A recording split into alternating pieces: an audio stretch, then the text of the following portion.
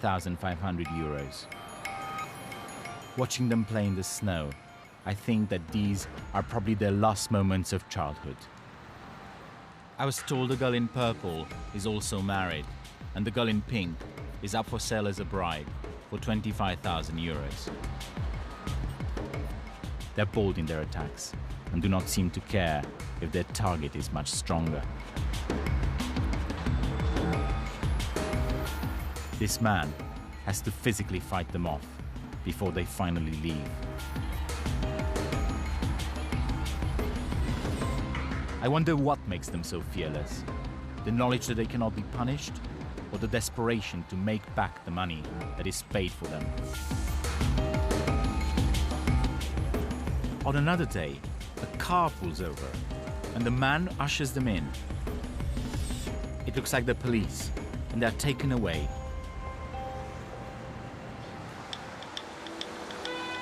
Once the police identify the kids they pick up on the streets, they take them to this center. The role of this place is to assess the family situation of each child. If their family is deemed responsible, they're called to collect them. But I've been told that sometimes the kids are handed back to the very adults who sent them out to steal. So we decide to stake out the place to see who picks the children up. Soon, we see 3 children being released, but they're on their own. No one's collected them. One of them is the girl who stole a scarf in the center of Madrid. They head for the tube. They go into the underground station, but guards with dogs force them out. They seem lost, and we follow them as they continue to walk for miles, until eventually they catch the bus back to the rat-infested camp. I asked these people for an interview a few weeks ago, and they finally agreed to it. I really wanted to talk to the staff who work directly with the Gypsy children. Unfortunately, that's not possible. However, I'm meeting the head of the Madrid Institute for Children and Family. I really want to find out from her, what are they doing for these children? Can you release these children from this center if they're not picked up by an adult? No. No. Here we don't leave the door open for them to go. We wait for an adult to come because we are talking about minors. On 2 other occasions, I saw young children being let out from the center and returning home on their own. Since the interview, Ms. Martin has said that in fact they can't stop the kids from coming and going as they please, as it's an open center, not a jail. I'm concerned about the Spanish authorities allowing underage children to wander the streets at night. But what worries me even more is the prospect of them handing back the children to those who may exploit them. Is it a good idea to return these children to the families that exploit them? We never return a child to a family unless we have all the guarantees that the family is going to take care of the minor. How do you make sure that the family doesn't exploit the child? It's not a job we do from here. It's the job of the police and the judges to check. We ask for information from the social services to have guarantees that the family has the necessary means of survival, that they have jobs, a home, and of course we check if the child is at school, receiving his education like all other children in Spain.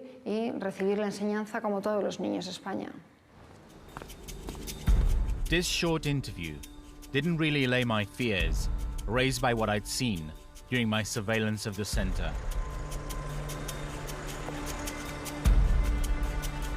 One night, I watch as 3 young children, all around the age of 10, are released. They appear to be accompanied by 2 adults, but the adults go their own way, and the kids are on their own for over an hour. Then, a man arrives. He wears a red hooded top. He goes inside the center, and soon after, he comes out with some more children. They all get in a green car.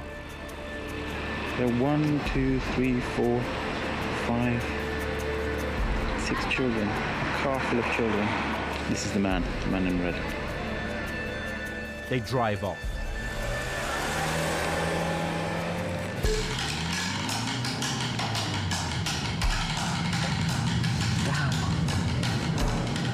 God, this is bad luck. Is it them? No. We're just following them. We're trying to find them. And we caught 2 red traffic lights, so I don't know if we'll ever catch up with them.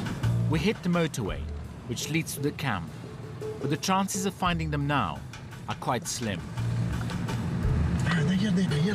Oh, they are there. On the left. Oh, there they are. Yeah. That's the car.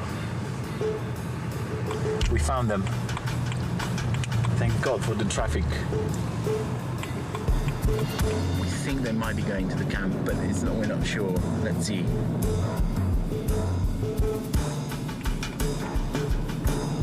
They didn't get off at the Conde Casal, and they're just ahead of us. These people don't live in the camp. They're turning right. Getting out of the car. There they are. All the kids. I'm gonna go and have a closer look.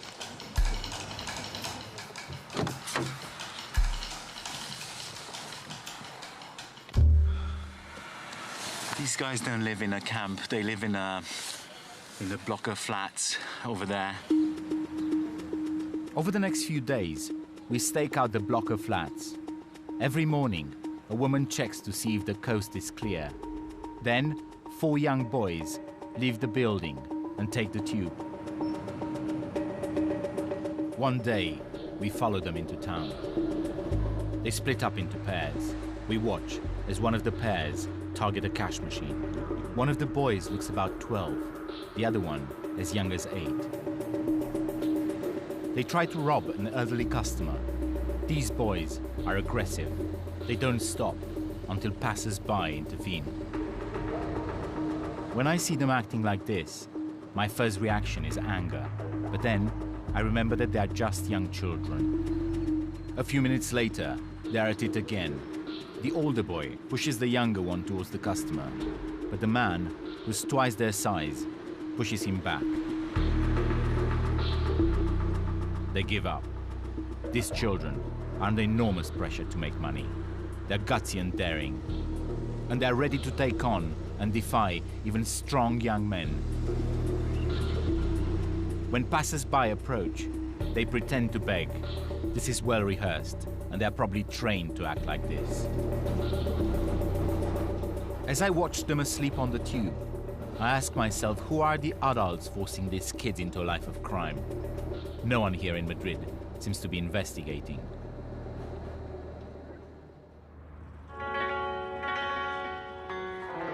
Back in the gypsy camp, the children are enjoying the snow.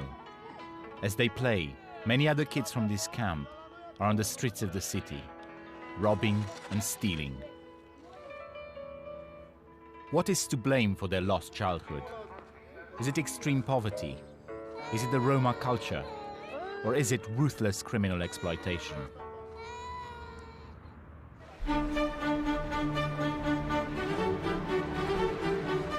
It's a new year, and the city is holding the traditional Three Kings parade for the Spanish children. Looking at their joyous faces, I can't help thinking about the gypsy children and how the city's authorities are failing them. Why are they being handed back to those who are at best neglecting them and at worst severely exploiting them? Queridos padres, queridos abuelos, seguid ayudando a vuestros niños a creer que hay ilusiones maravillosas que vale la pena vivir y que nos hacen ser mejores personas. Feliz Noche de Reyes a todos. Muchas gracias.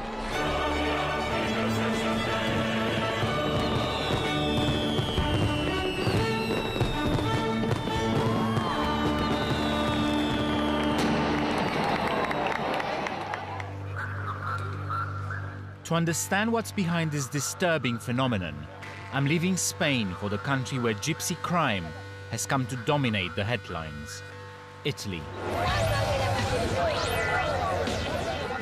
Here, the right-wing government recently declared a gypsy emergency, giving police powers to the army in major cities and strengthening the immigration rules. and several gypsy camps have been attacked by local residents, some being burnt to the ground. I've come to Milan to meet the policeman who's been investigating crime in the gypsy community. If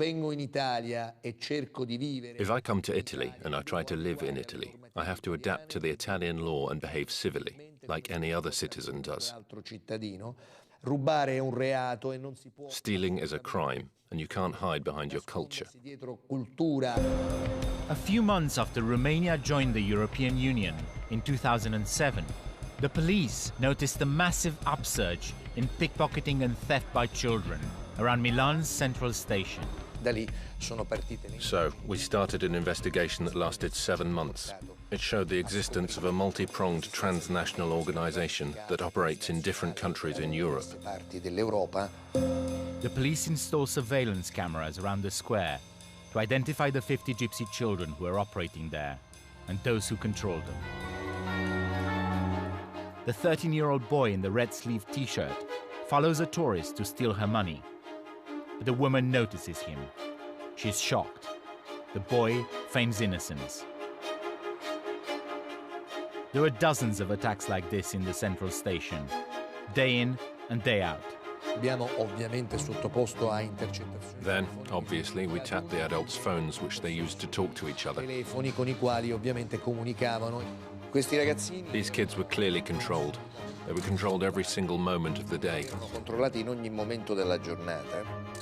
The recordings show adults cruelly exploiting vulnerable children. This man, Adrian Pascu, was one of the controllers, said to have his own army of children stealing for him. We learned that the organization could make about €400 per day from each kid.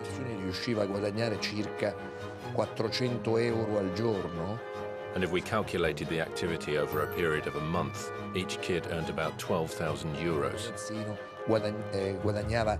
Then €12,000 times by 50 kids. If you do the maths, you reach an astronomical amount of money. According to the police, the children were making over €500,000 per month for their exploiters. In order to establish the complex connections within the organization, it took months of hard work for Messina and his investigative team.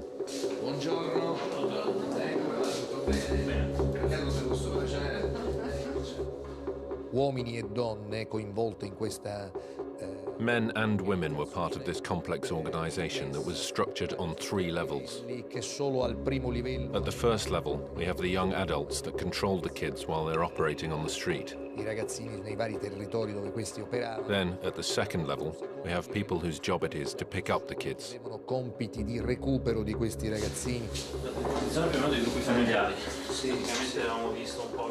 The police found that members of the children's families were often involved. Partendo dai genitori, ricostruiti i gruppi familiari, quindi le relazioni poi fra fratelli, cugini. È una struttura organizzata, non c'è dubbio. Most of the money made by the children was sent to Romania. C'era poi un terzo livello.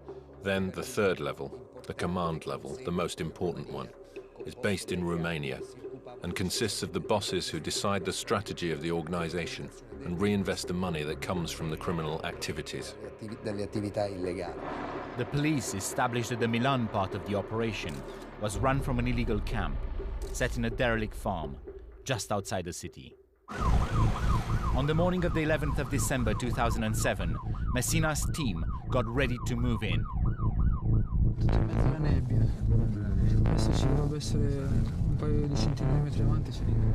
Nearly 200 police officers with helicopter backup descended upon the gypsy camp. Welcome.